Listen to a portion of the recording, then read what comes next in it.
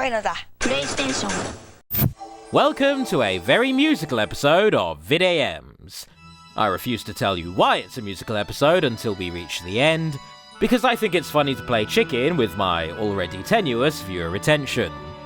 It's kind of wild that despite dedicating 6 total episodes to Pokémon and Digimon so far, I haven't yet made an effort to review or even watch the other 1999 monster show.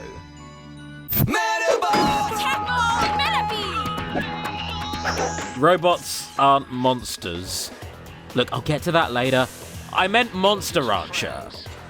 I was transported to a faraway land, into a world where monsters rule. I played the game like an ace. Now we're in this place to save the monsters from the evil moon. Despite its absolute banger of a theme song, I couldn't get into the Monster Rancher games or anime as a kid. In part because I'd already pledged my monster friend allegiances, and in part because the game's unique gimmick would have bled my dear family dry. A gimmick which, again, I'm not going to discuss until the end of this video. But, as an adult who broke from the shackles of brand loyalty, as well as gaining the ability to actually watch and keep up with this show in sequential order, I no longer have any reason not to watch it, so let's dive into episode 1, In the Beginning. For Team Big, it's Michael! For Team Rollers, it's Genki! Man, anime are never about the characters I want them to be about. I want to see the adventures of Big Mike! Anyways, this is the final round of a gaming tournament between Genki, our protagonist, and Mike, assumed experts at the in-universe monster battle.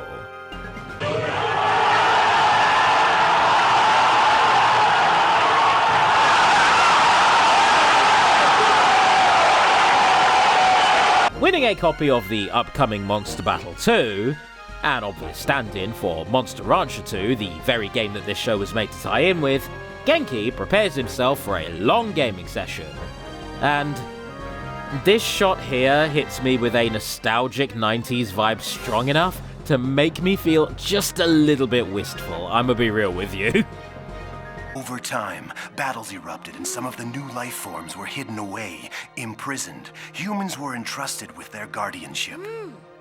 So the game starts with a red-haired protagonist and her monster partner fleeing into a temple with their mystery disc in tow. Performing a ritual with said disc, they end up pulling Genki into the game world. Finding himself face-to-face with Dirty Deeds! Done dirt cheap! Dirty Deeds! Done dirt cheap! Dirty Deeds! Done dirt cheap! Dirty deeds and they're done dirt cheap. Dirty deeds and they're done dirt cheap. Genki barely gets himself acclimated before he is whisked away, the party being hunted by a horde of they disguise it, hypnotize it, television made you buy it. It's okay, Holly. You win some and you lose some. While they do manage to escape, Holly here finds herself disappointed that her summoned otherworldly champion is a hyperactive kid with nothing but a pair of rollerblades and meta-knowledge. We were hoping for the Phoenix, but then that kid appeared. I don't blame you for being blue. I did it! Once Genki chills out, Holly tells him all about the evil Moo, a figure who corrupts and enslaves monsters en masse. And yes, that is moo, as in M-O-O, moo. The noise that a cow makes. I always thought I was just mishearing the opening theme. Evil moon. And just as Genki resolves to put a stop to Moo, his hypnotized henchmen appear to resume their chase. I can make make my own monster for real. I'll be able to meet my own monster. Returning to the temple, Genki does just that, trying the ritual himself and summoning his cute mascot sidekick. I pull up and my car ain't got no roof. Fuck with me. All these bitches say I'm the truth. Fuck with me. I know just what to do to get them loose. Fuck with me. Can you please bring my bottles to the booth? Where my bottles? Bring My Bottles is an adorable little baby, and I love him. And when one of the hypnotizers tries to claim him as their own, Genki pulls out my favorite trope from all of these Monster Buddy shows and resorts to direct violence. Leaving the entire temple to crumble, assumingly crushing their pursuers to death, Genki, Molly, D4C, and Bring My Bottles finally get a moment of reprieve. My adventure, it's beginning right now.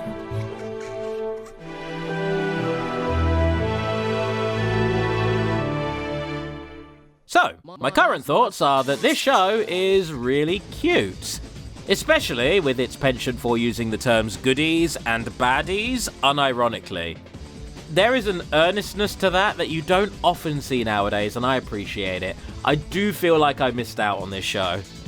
Jumping to the end of Season 1, we have episode 26, Hungry Like the Wolf. This episode begins with the gang, now sporting some new members, escaping from a storm.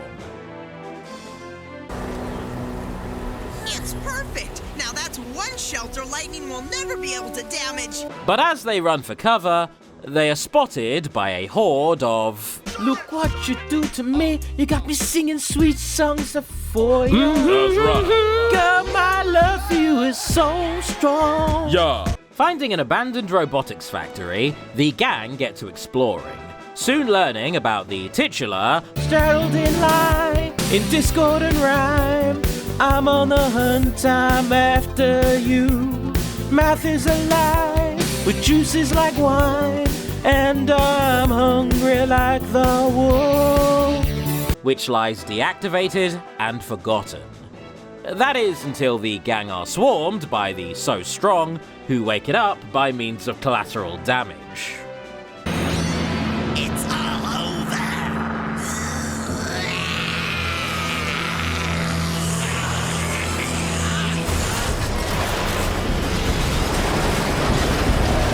What is that thing? For a brief moment, it seems like the Hungry Like the Wolf is pacified. Only for it to go all Beyblade on its newfound enemies. Like, wow, damn, leave some ideas for your contemporaries, why don't you? Anyways, it keeps going, turning its sights onto the party, who realize that it's probably time to bounce.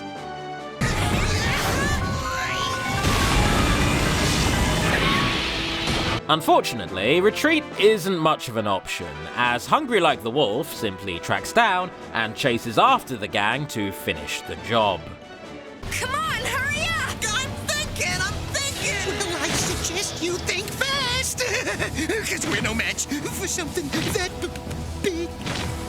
That's it! We're gonna need something way bigger! And so, I feel like Stephen Curry. I feel like Stephen Curry. I feel like Stephen Curry. Swish. Stephen Curry. I feel like Stephen Curry. I feel like Stephen Curry. Swish. Swish. Hey. devises a plan to bait the rampaging Hungry Like the Wolf into an abandoned silo, weaponizing Genki's obnoxiousness. And once it's in position, Go! Always believe in your soul. You've got the power to know you're indestructible. Always believe it. You are gold. then smashes the silo down around it.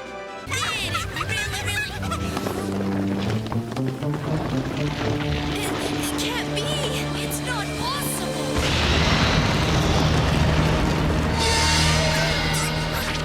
What is your problem? Like any anime boss fight, things quickly devolve into a flurry of special attacks.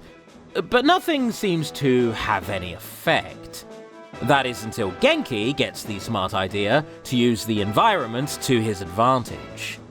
Gold yeets him into the air for a falling spear attack to the head, which makes for the perfect lightning rod. I have epileptic friends and viewers, so you are not getting the money shot of this fight.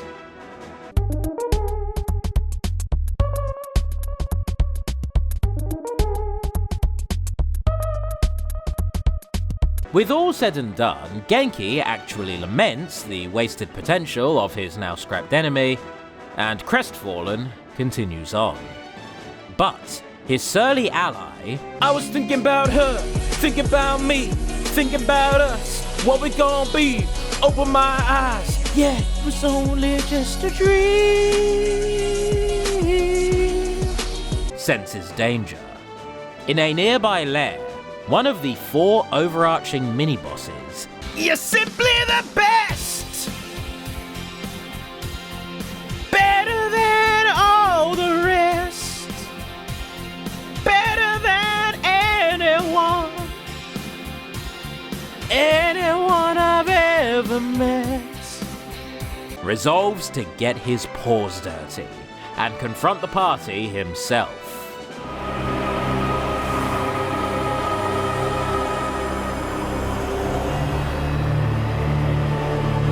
As you can probably gauge from that ending shot, Just a Dream and The Best are related. Brothers, in fact. And this becomes the central focus of Season 2, Episode 1, Just a Dream's Battle with Destiny. Don't be so spoiled! Everyone's gotta take care of himself! Stop your sniveling and get a grip. Only the strong survive in this world. We witness a flashback of Just a Dream trying to toughen up his wimpy little bro, only to cave in when the little fella starts begging for food.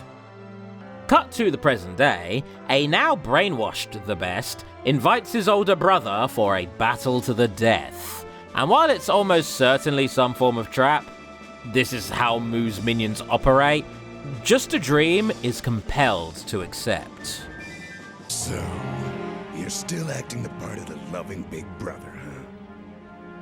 I've had enough of your lies! You've always been such a coward! You handed me over to Moo just so you could save yourself! Is that what you really believe?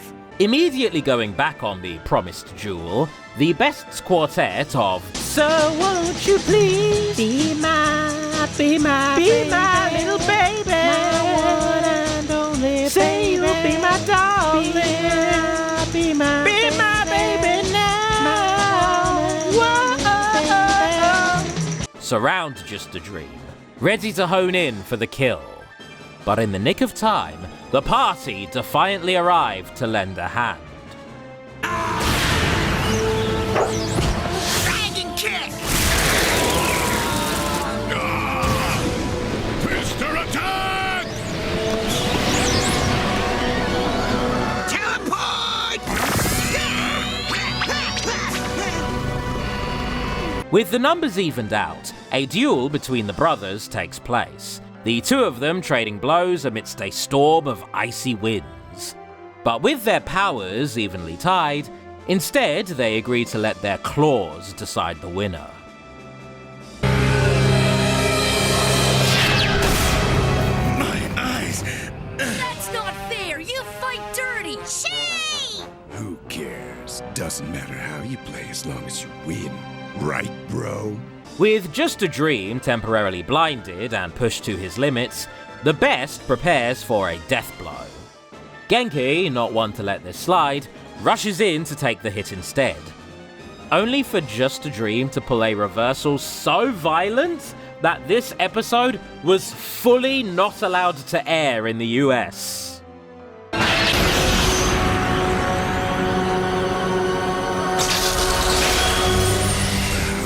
Did you know where to find me? I sensed the vibration.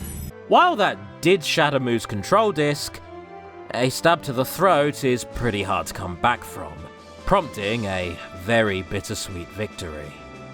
Now just leave me. I don't want you to see me go like this. I wish we could just go back to when we were little pups. If only we... With the best reverting to a lost disc, which is functionally death in this world, Just a Dream is left to bay for the loss of his brother. Meanwhile, a short epilogue shows us that Master Mu has found a colossal, malevolent entity buried deep within a block of ice. Yes! Yes! Season 2's finale, Blue Skies, has us learn exactly what that monstrosity was. Mu itself. Mu is a monster, held back by a human vessel. Mu is both a being and a representation of pure evil. Mu is. But I believe in you. But I believe in you. And his reign of destruction is absolute. Thankfully, the wise and all-knowing What you doing on your bed on your back? What you doing on your bed on your back? You should be dancing, yeah! Dancing, yeah! is able to guide our heroes, who find themselves at a loss for how to summon the legendary Phoenix, whose soul was previously split into 5 distinct pieces. Just a coincidence. No kidding. But it'd sure save us a heck of a lot of searching if we had the Phoenix's soul right here inside of us. This is no coincidence. The Ultimate Bee Gees goes on to explain that the party can come together to form the legendary Phoenix, stopping I Believe in You from wiping out all life on the planet. But at a grave cost, the 5 of them needing to sacrifice themselves to make it happen. I can't do that to you! I couldn't stand it if I couldn't see you. Genki. The monsters all express their willingness to give up their individual lives in order to do the right thing, stealing Genki's resolve. After a fusing ritual, D4C, Bring My Bottles, Stephen Curry, Gold, and Just a Dream finally come together to form the legendary Phoenix. You need a little time to wake up, wake up. Well, what's the story, Morning Glory? Well, need a little time to wake up, wake up. And so, unable to coexist, the Avatar of Evil, I Believe in You, and the Avatar of Good, What's the Story, Morning Glory, fade away together, releasing the former's control of his armies and allowing everyone who had previously perished, the best included, another chance at life.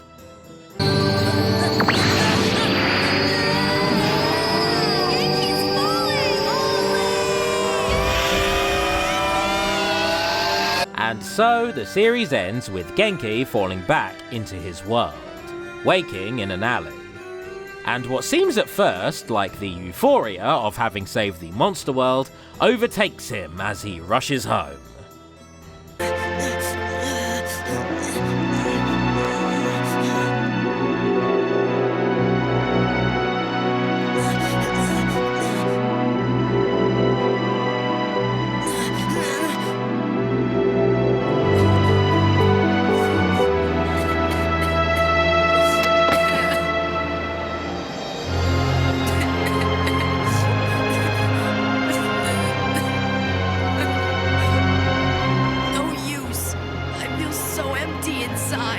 In actuality, he is overcome by grief, and sees the lingering spirits of his friends, each of whom remind him not to give up, and to stay brave.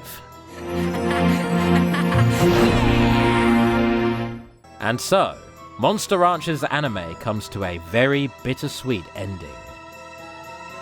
Do you think this is why Americans are so fucked up? Because this is only the ending for North America. Despite the fact that the English dub of this show was completed and ready for air, the third and final season of this show, which does in fact exist, never aired in North America.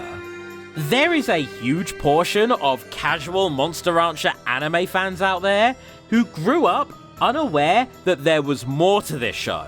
I swear to God, I have seen them online unknowingly bashing the depressing ending. This is a thing that happened for some reason. I'm just glad it wasn't the UK for once. It's usually us. Case in point, Season 3, Episode 1 is Return to Monster Rancher, taking place a full year after the previous episode, complete with authentic broken voice. That must be losing it. Following what seems to be an illusory Bring My Bottles, Genki finds himself with the new Monster Rancher game, which, based on this episode's 2001 release date, is likely Monster Rancher 3. Dream of Genki! Me too. Sometimes I dream about him. You do, Chi? Yeah, but he always looks sad. Not like Genki.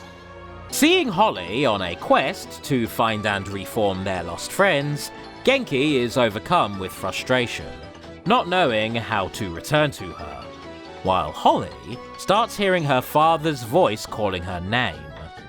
The very same father who served as I Believe in You's human vessel. Holly! That way! Finding the ominous disc of I Believe in You, Holly and Bring My Bottles find themselves surrounded by some of his loyal sugar, Honey, sugar,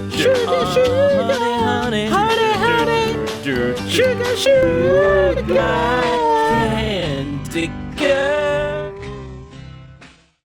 You lousy piece of junk! Ah! Who relentlessly pursue Bring My Bottles all the way to a summoning temple in the hopes of reviving their master.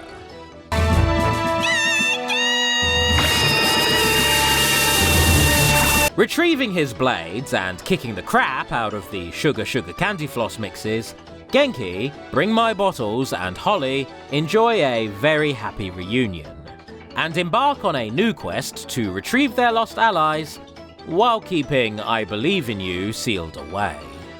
I'm back! I'm really back! Naturally, to facilitate an epic climax, this doesn't go so well. So we wrap up Season 3 with the final battle.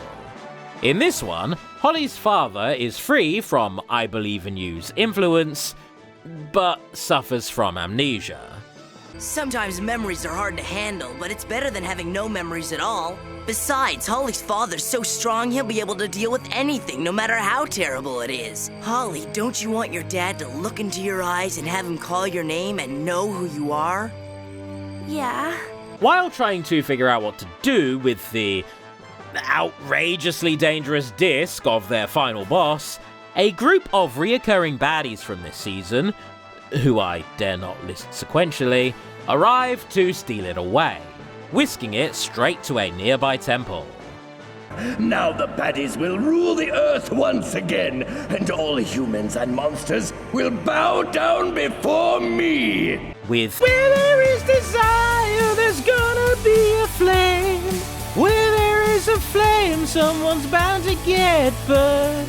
But just because it burns doesn't mean you're gonna die.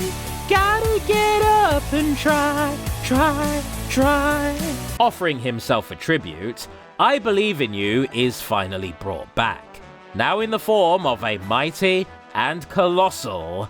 You beat the drum like dum diddy da. I love the dirty rhythm you play. I wanna hear you calling my name like hey mama, hey mama. My sword screams for action, and my armor for battle. How long must I wait to put my new body to the test? Amnesiac Russian Papa drunkenly totters over and finds himself recalling his past, remembering that he was possessed. This slowly builds up as the party dish out a flurry of ineffective attacks.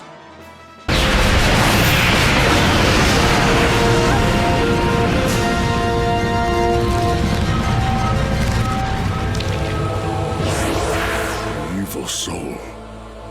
This time it's possessed that monster.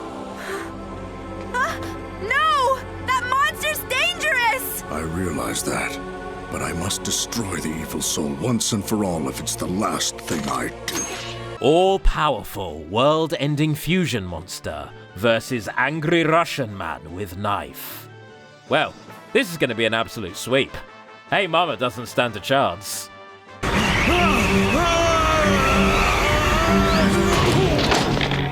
Father! With our heroes refusing to give in to hatred, the evil soul of I Believe in You drags them into a void, where Season 3's villainous team find themselves being absorbed. Unhand me! Why are you trying to control my mind? With this now becoming a psychic mind battle, there's nothing actually stopping the main squad from recreating What's the Story Morning Glory and attacking the evil soul directly, this time fueled by the power of love. It's every anime final battle ever. You've seen enough of these, you know what to expect here. I promise you, you'll never defeat us. Pull your courage together, everybody!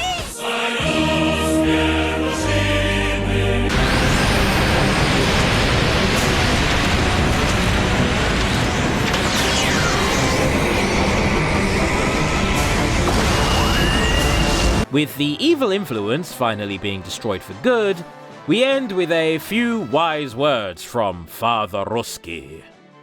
Both evil and good breed in the hearts of humans and monsters. If we let it, evil will take over our hearts and the evil soul will return to our land once again. No problem. We just need to have love and courage in our hearts and evil will never come back here again.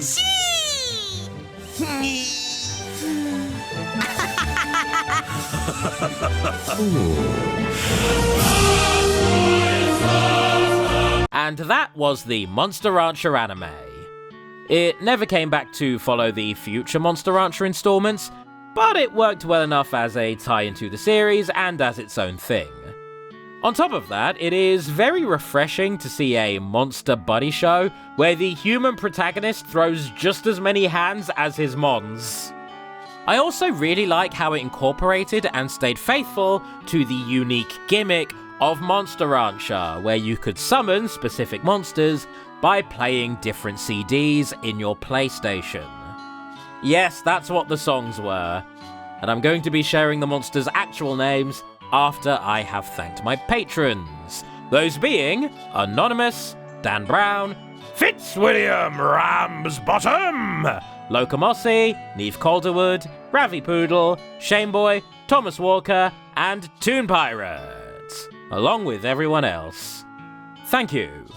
Your support is very much needed as this is the most demonetized episode of all time.